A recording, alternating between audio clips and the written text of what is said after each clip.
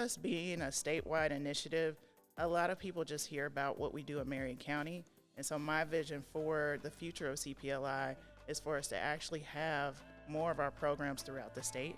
So we're developing our board to actually have ambassadors and some other parts. Welcome to the IAA QLI 6 Pillars in Action podcast, where we deep dive into the transformative impact of the work being done in Indianapolis Black communities. Get ready to be inspired by the incredible projects and organizations making a real difference in the lives of Indianapolis residents. And that conversation starts right now.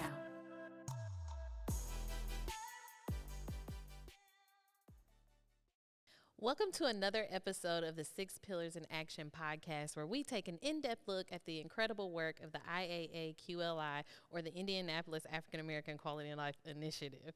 I am your host, Samantha Douglas, and I'm, one, excited that you're back with us, but then two, super excited to have Misha Wide here with us today from the Children's Policy and Law Initiative of Indiana. So how are you doing today? Like, how's things been with the climate, with everything? You know, policy and law, it feels like it's probably heavy. Yes. This past legislative session was a lot. So it was a heavy year, but re-energized and really looking forward to just helping the community be able to advocate on the best interests of youth. Yeah. So tell us more about the initiative and like what do you guys do? Okay. The mission of Children's Policy and Law Initiative of Indiana is to advocate and advance systemic change so that programs, policies, and procedures are academically appropriate and age appropriate for children. And that way, everything that's going to be done with the best interests of youth is going to make sure that they're having an opportunity to thrive and be successful into adulthood. Yeah, I love that. I'm not sure that I knew that before. Okay. Like, I've been to some of you all's events. I even helped with like an event at Martin. Okay. And stuff like that, like help facilitate conversations, things like that with youth. But that's amazing though. Not that long ago, I found out that, like children's ratings, like on movies and stuff, is like this random board of people that decide this stuff. Yeah, so it's like when I hear stuff like this, I'm always so grateful that there's somebody who like knows kids, knows what they're doing, and is in this space, helping. So with that, like what did you do before this? What led you to the Children's Policy and Law Initiative? It's funny you say that because when you think about policy and law, people expect that I have like a legal background or some type of attorney education. My background is in youth development. Yes. Just before this, I was in health equity, so making sure that Black families, Black individuals had access to sexual health and advocacy in that space. But ultimately, the past 25 years of my career has been about quality of life for Black families, especially with the lens of health and wellness. And so making sure that we have access and really resource to live happier and healthier. Yeah. No, I prefer that you would have a background in kids rather than, because policy and law, it's like, but advocacy, you got to know the people that you're trying to protect and work for. Yeah. That's a big deal. So when you, with you all's policies and initiatives and things like that you guys are working on, what are some of the top ones that you guys are doing right now? Yeah, so we started our organization around making sure that educators had access to best practices.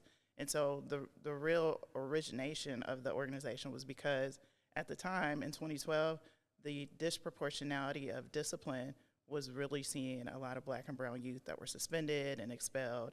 And so we wanted to see how can we make sure that teachers and even just other people in the building that come in contact with youth had access to appropriate training and different skills so that they could help minimize the school to prison pipeline. And so that started around community conversations and probably some of those things that you were involved with at Martin. And so just really talking about what are the needs, what are the ways that we can advocate for youth, and making sure that teachers have a shift in mindset and opportunities to learn what's going to be the best way for them to connect. And so that started our Positive School Discipline Institute.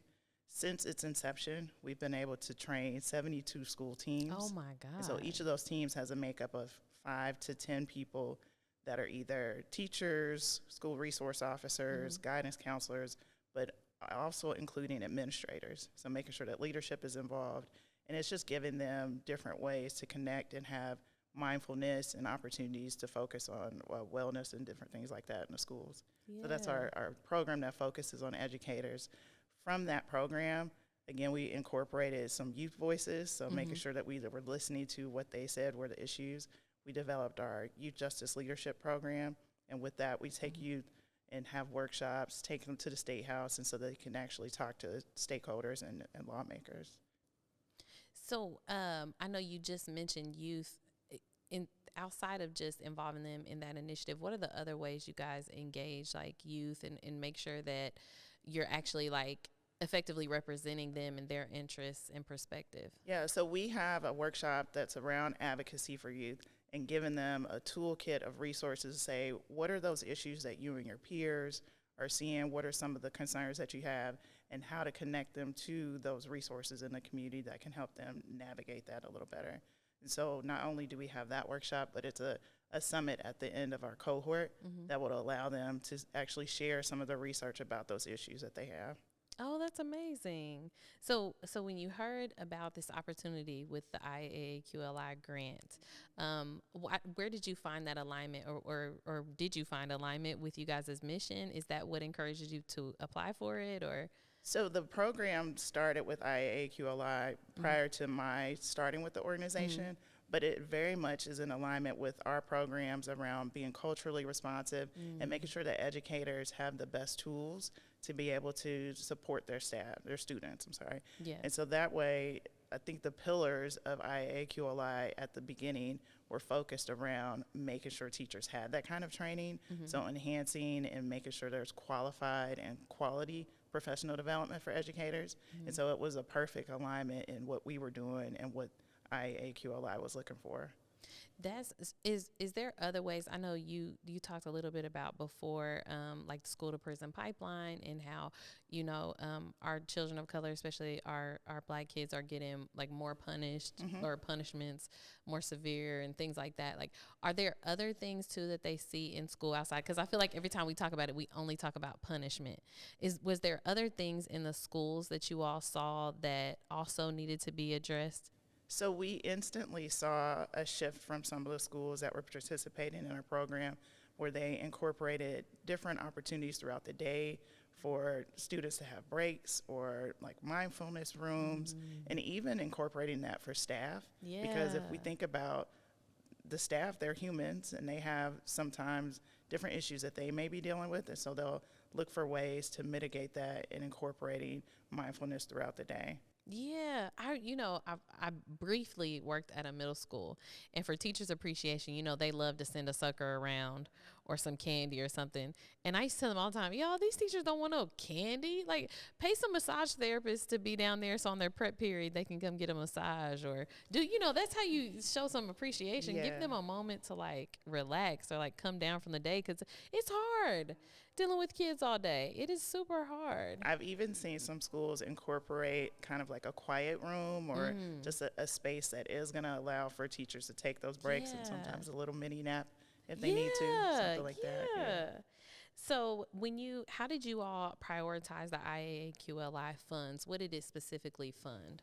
So the funding primarily focused on us being able to hire a person that was dedicated for this program. Okay. And that individual has a very extensive background in social work and looking at different ways to protect youth and having that kind of training and bringing in different trainers throughout the country to come in and bring in some resources to teachers.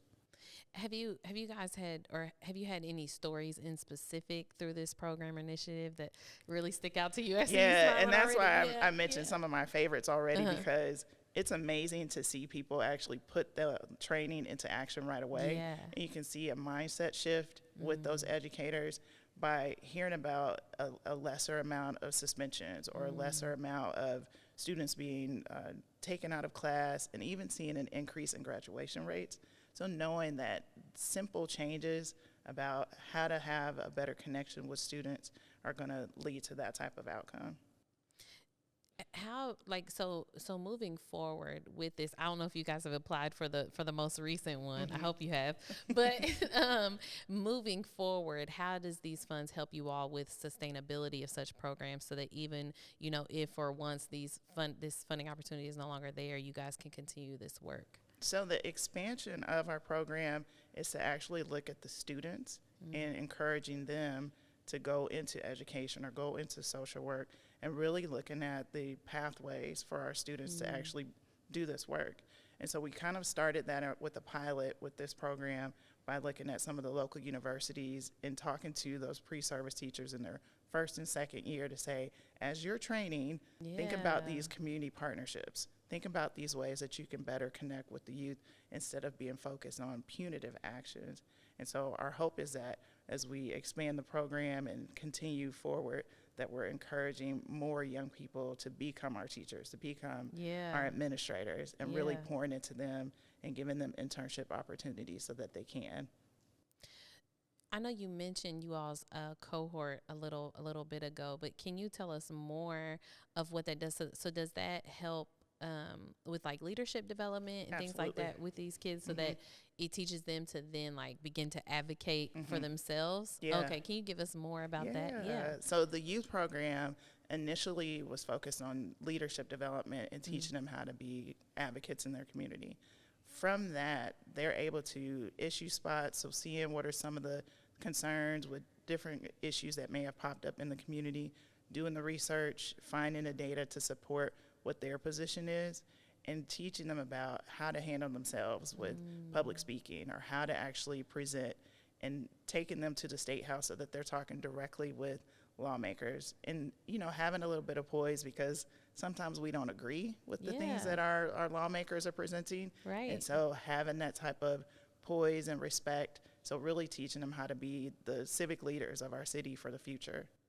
And how many kids are in these cohorts? So the cohort is made up of 25 youth. Okay. What's really cool about that is that we bring together several different youth organizations in the city.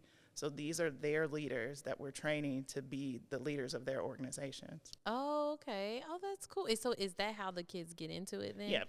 Through other organizations. Can you tell us some of those partners? Absolutely. Like, what are those? So we've partnered with Inner Beauty, New Boy, MLK Center, and Struggle University. Oh, okay. So having students that come from those programs, they're vetted. These are students that they've got some type of accountability with an adult partner that participates in the programs with them. And so that way we know they're going to be committed. They actually follow through with the 9-month program. I love to see our kids, especially like in the State House and stuff, because, we always have this idea that like our kids don't care.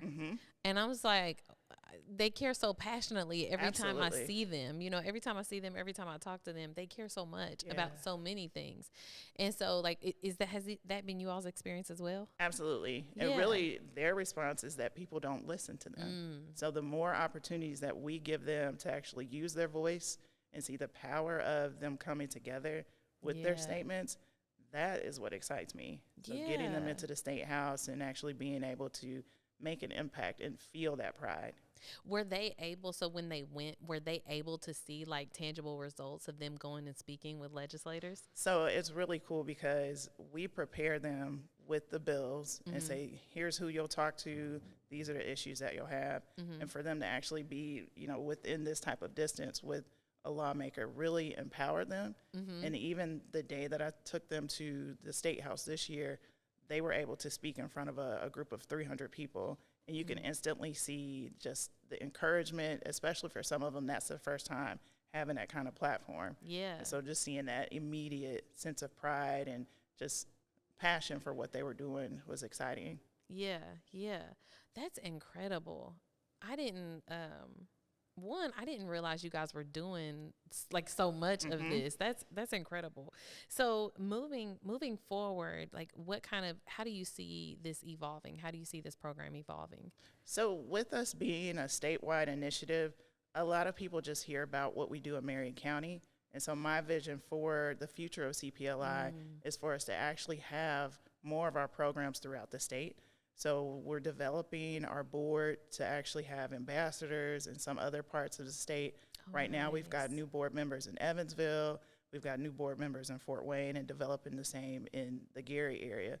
So that way, as we're talking to lawmakers that are in these different parts of the state, you're not just hearing from Marion County constituents, you're hearing from your own constituents that are actually experiencing the impact of what those laws are. Yeah. So that's my vision. Moving forward, having statewide representation, ultimately a youth council, so that the youth that participate in our programs will be able to come together and convene and say, this is our voice.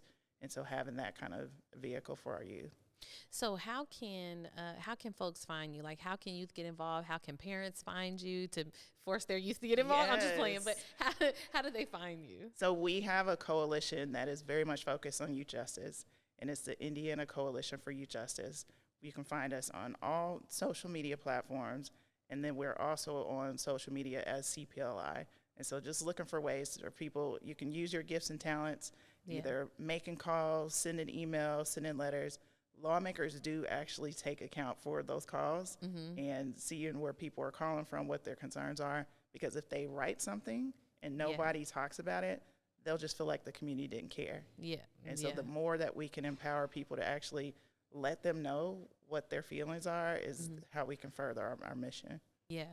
Well, thank you so much for being here with us today. Super excited to have you and learn everything, all the incredible work you are doing. That's amazing. And thank you for that work. That's incredible. That was it for this segment, but we'll be right back with EdnaMartin Christian Center to learn more about the incredible work they're doing on Indy's East Side. Coming up, hear from another IAA QLI awardee and learn more about the impact and work being done in our community. And don't forget, subscribe to our podcast and visit the IAA QLI website and learn more about the work being done and ways to get involved. Welcome back to Six Pillars in Action. I'm your host, Samantha Douglas, and we are here with Emmanuel Ivy from EdnaMartin Christian Center. Welcome. Thank you. So tell us about, well, one, I want to know, because obviously you're here from EdnaMartin. Tell us about how you got there, though, because I was like, when they said you guys were coming, I was like, is it Barato? And then they said it. No, little old me. So tell me your role at EdnaMartin Christian Center and how you got there. Yes. So currently I am the executive director of our subsidiary, EdnaMartin CBDO. That stands for Community-Based Development Organization. Oh, yeah. So before this position, well, I've been there now for 14 years, but for the first 11 and a half years, I oversaw our adult programming, so education, workforce development, reentry, and entrepreneurship. Oh, nice. And what brought you into that work? Was it like, is there things that you went through, things that you saw? Like, what brought you to that work? Well, I'm from Martindale, Brightwood, born and raised. So I actually went to EdnaMartin as a child, went to their summer camps and summer activities, played on the soccer team that they had. But my mother actually went there as well, and my mother is 78 or 79 years old. Oh, my God. So it's definitely within the family. Yes. Yes. Oh, I love stories where kids grow up at our neighborhood organizations. Yes. Right now our second in command at Cafe was a Cafe kid. Oh, wow. And now, yes, I know. That's shout out to Jamaro Johnson. Yeah. But I love hearing stories like that because it's literally like the proof that, something's going right over here. Yes, it is. So tell us about EdnaMartin Christian Center and what you all do there. Yes, so we are a full-service social agency. We provide child care in which we work with 6-month-olds through 5-year-olds. And then from there, we have youth programming that work with youth from kindergarten through 18 or through their senior year. And then from there, we have our adult programming, which we work with opportunity youth for job readiness training, financial literacy, certification obtainment. So those are individuals who have dropped out of school from 17 to 24. And then we work with adults as well, 25 through 55 with those same services. And then we have a senior program where we work with seniors 55 and up. So we literally work with you from when you're born up until, unfortunately, when you pass away. Yeah. Wow. That is incredible. Are there other folks like you working at EdnaMartin Christian Center that were kids there and then now are employed? I don't think so any longer, Okay. but throughout the years that I've been there, it have been several. Yeah, yeah, because that's amazing. So, and tell us about the community that you serve, because we know that you all serve the Martindale Brightwood area, Yes. but what does that actually look like? Like, what is you guys' catchment? Well, it is as far as well, the majority of our services, we serve everybody throughout Indianapolis. Oh, wow. It's just certain things like our food pantry, which we can't serve the entire Indianapolis. We only serve Martindale Brightwood Right. residents. But from there, anybody throughout the city, throughout the state, can be involved in our programming. Oh, wow. I did not know that. I'm glad Yes. I asked that, because that's amazing. Yes. So when you look at EdnaMartin Christian Center, like, what do you think you guys' like top programs are? Because I can imagine for how long you guys been in existence, you probably have a ton. So what's those top ones, or the ones that you guys see the most success in? Yeah. Well, I think one of our most stronger, or the strongest program, I think, is our youth programming. We work with youth within the neighborhood, within the schools that we are affiliated with, like the KIP Network, School 51, and others. So we, work with the kids within the neighborhood, but also beyond. I will also say our workforce development program. Even though I used to work within that program for years, I think I can feel that it is still one of the top, workforce, job readiness training type programs within Indianapolis. And then the one that I now oversee is our housing piece as well. So we have partnered with Intend Indiana and Merchants Bank to conduct our homeownership one-on-one training. Oh, that's amazing. I was actually about to ask that, because you introduced a new thing to me. I didn't know they had a subsidiary. Yes. But tell me what it is again. It's EdnaMartin Community-Based Development Organization, LLC. That's the full name. And so right now you guys are focused on housing? Well, from the Martindale Brightwood Quality of Life Plan, that was one of the biggest issues from that plan and from the residents, affordable housing. There is, gentrification happening within the community right now. So really want the residents to be stable, so they won't,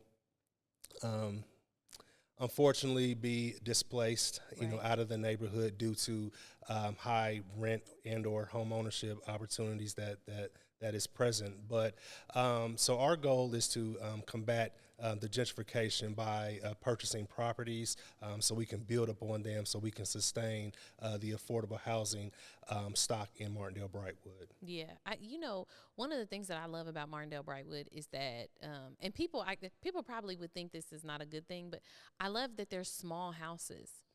Like, because I think so many of us, we get obsessed with like all of this space, and then we have these huge houses that we can barely afford, that we don't even use. And one of the things I always loved about that community is that you have these smaller houses, 2 bedrooms, great for small families, Yes. great for, or our seniors, or anybody, you know what I mean? I'm always disappointed that we don't do more of that. Yeah. So as you guys like buy properties, are you guys planning on like building more too, or just helping folks get into housing? Yeah, we will build more. Right now, we have a grant through the city, Vacant to Vibrant, which we are rehabbing 2 homes and constructing a new build. So that's 3 right there. We did purchase 13 vacant lots. So through additional grants like IAAQLI, is helping support that development. So right now, the rehabs are 2-bedroom, 1-bath. Our new build is 2-bedroom, 2-bath, and then moving forward, we'll have 3-bedroom, 2-bath. Oh, nice. So, have you guys had like success stories in you guys' like whether it's like home ownership, education, things like that? Have you had any success stories that like stick out to you? Yes. So at the time, last year, we were still rehabbing the home, so those weren't available. We're a type of organization where we like to share the wealth. We also like to collaborate with other organizations. So when individuals come through our homeownership training, yes, we would like to sell our homes, but if they're not ready or if it's not a good fit, then we share the wealth and provide references to Intend Indiana, to INHP, to the Martindale Brightwood CDC. So actually, one of our staff went through the home ownership program. She was actually going to purchase one of our rehabs, but we had a delay in construction, which happens. So from there, she didn't want to just wait, which I understand and respect. So we referred her to Intend Indiana. They have a Home Power 2.0 program, which is a second mortgage program. So she applied for that program, and it was a great fit. And then she just became a homeowner last fall. So even though she didn't purchase one of ours, she purchased one of our partners, and then that's a great success for us. Yeah, I love that, though, as a success story, because it shows that we can be flexible and fluid and meet people where they're at, regardless of whether it's necessarily like our thing or not. Right, like exactly. I love that, caring for people first, you know? And, with EdnaMartin and everything that we try to do within Martindale Brightwood, that's what it's all about, having great partnerships, collaborating, because not one organization or person can do it by themselves. Right. So even though we are a pretty big organization now, we still need help from others, and we utilize their assistance and resources to serve the residents within Martindale Brightwood. I know that you started to touch on it a little bit, but like what kind of challenges or limitations did your IAQLI funding help you all overcome? Yes. Well, we had a few grants within that, but the one I'm going to specifically talk about is the one for entrepreneurship. Back in 2018, matter of fact, LISC Indy came to us asking us to serve startup organizations or startup businesses. They had a partnership with BOI, Business Ownership Initiative, in which they were providing microloans. So the individuals that were coming to BOI weren't microloan ready. So when they came to us, it was like, hey, we can do this. At the time, and still, I'm a serial entrepreneur. So even though I oversaw a workforce development, reentry education, when individuals will come in for entrepreneurship and business development assistance, they'll come to see me. So it was just a perfect fit to me to transition. So back in 2019, I became the Director of Entrepreneurship, in which we started our free business training. And FREE is an acronym for Fostering Relationships, Endeavors, and Enterprises. So that's when we started our entrepreneurship work. But at the time, I was the only staff. I didn't have any other staff. So, I was the facilitator, the data entry person, front desk. I was a little bit of everything. Yes. And then, unfortunately, we had our cohorts, and we could only provide $500 for the winner of our pitch contest. So, applying for the IAAQLI funding, we received $500,000 over the 3-year period, in which we had the opportunity to have several pitch contests. The actual winner now receives $3,000, second place $2,000, and third place $1,000. Yeah. So that was just a great opportunity that they provided for us. Also, what I really love is the opportunity to work with several different types of Black-owned businesses. When I transitioned out of the senior director position under workforce development entrepreneurship, we didn't. Well, at the time, we had a vice president of programming, and we did have an entrepreneurship manager. Well, they transitioned out, so the grant kind of fell back into my lap, and I was removed from the grant for about a year and a half. So I just didn't have the capacity to do the training and do everything else again. So we had the opportunity to work with several different partners. Carmen Davenport from Black Dollar Indy, or Collect now. She was our facilitator and developed the curriculum. We also partnered with the Martindale Brightwood CDC to do the business coaching. We also partnered with one of my colleagues, Joy Harmon, of the Success Plug, to do additional boot camp type work to help those who were already in the program develop their strategic plan and enhance their marketing plan. So that just gave us the opportunity to work with more vendors and Black entrepreneurs to really help our program develop and thrive. So that's what came about from the last 3 to 4 years with this grant. So very appreciative of the funding, but also the opportunity to work with additional Black-owned businesses. When you all heard about this, the next fund, or we know the window is closed now, but did you guys apply again, or and if you did, like, do you all plan to expand, or do you plan on just doing the same thing, or what's your plans? Yes, so two things with that. This last round of funding was the fourth round or fifth round? I think it's fourth. Fourth round. Okay. Fourth. So we applied in the third round for a housing grant to help us develop the 2 rehabs and a new build. So those funds are going towards. This last round, we partnered with the Martindale Brightwood CDC to do owner-occupied repairs. So that's another thing about Martindale Brightwood. We have a lot of seniors that are homeowners within there, but also the issue is, their homes are old, and that they need a lot of repairs. So this gives us the opportunity to help those seniors sustain the generational wealth within their home, but also sustain the residents within their house as well. So we partnered with them, but also the great thing is a lot of individuals don't have wills or trust.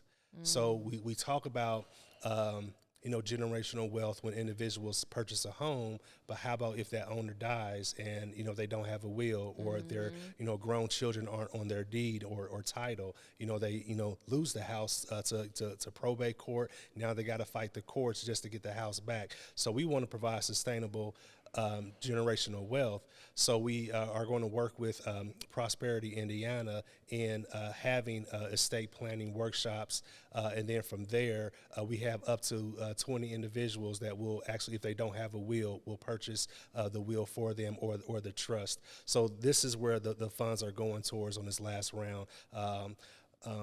Owner-occupied repairs, but also estate planning and will development. Yeah, I love that. You guys seniors are feisty over there too. I love it. I had a brief time where I got to work with One Voice, and I loved it. Okay.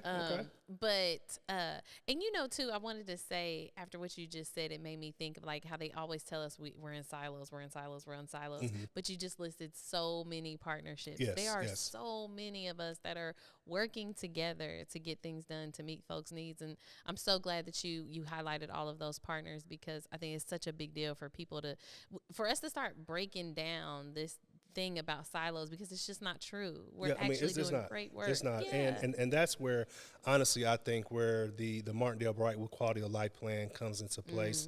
We are now city certified with this plan. So it just gives us the opportunity, as far as residents, stakeholders, community partners, to all come together and to have that one voice to really develop Martindale Brightwood and see where it needs to go within the next 5 years. So we actually just updated the plan last year. So the plan now is from 2025 through 2030. Nice. So how can folks get connected to you all? Like, how can they find out like what you guys do, or how they can get connected to resources? Yeah, so we have our website, EdnaMartinCC.org.